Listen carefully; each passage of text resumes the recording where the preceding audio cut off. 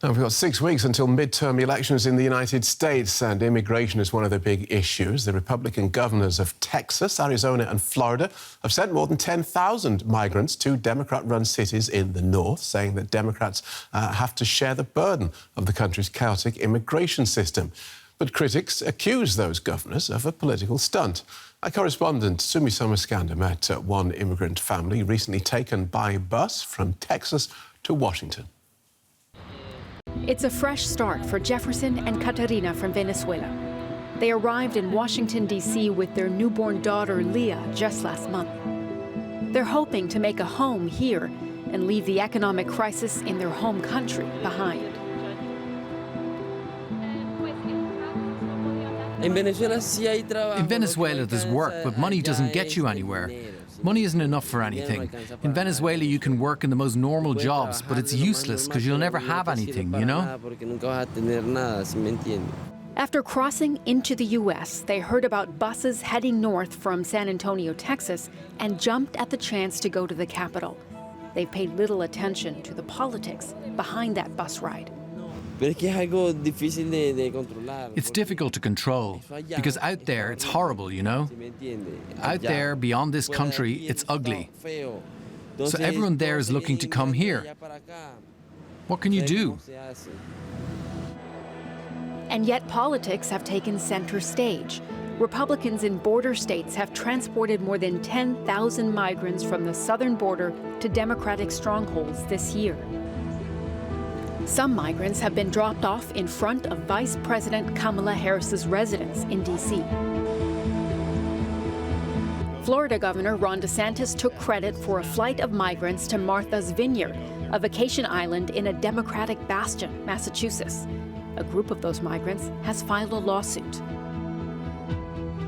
The Biden administration and Democrats say it's a highly publicized political stunt, using migrants as pawns and leaving cities and aid organizations scrambling to help. Organizations like Ayuda.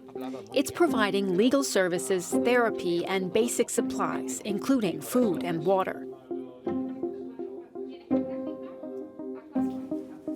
Ana Cristina Plaza is the social services director.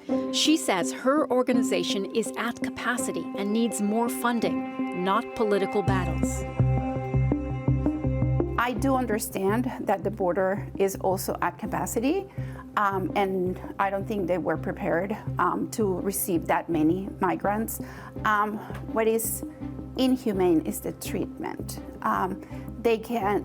Instead of politicizing this, they should sit down at a table and discuss what's best for the border, for the migrants, and for the community in general. Especially as the situation at the border has shifted dramatically. Venezuelans are now arriving in large numbers, fleeing their country's economic crisis. Ana is also from Venezuela. I came to this country and I needed help and resources, and that's one of my drives, to help others and to be able to live safe. And as I speak with you, I'm just feeling all my emotions coming, because it's really,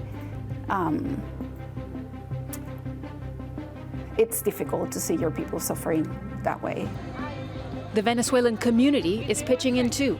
Diana Torres owns and runs a business serving traditional Venezuelan food and donated food and supplies to a church helping newcomers. It's important to help them because immigrating is really difficult, and so is starting from scratch. I also want people to know that it's not what everyone says. Immigrating is rough. I mean, you have to know, you have to work hard to be able to achieve your dream. This country gives a lot of opportunities as long as we work hard. For Jefferson and Catarina, their hopes now rest on a bright future for their daughter. May she grow up healthy and strong, and then we can put her here and put her to study here, since she's already an American. We can put her to study here, and then she can go to high school, and she can choose whatever she wants, whatever she wants. For now, they're hoping Jefferson will get a work visa, their first step towards starting a new life here.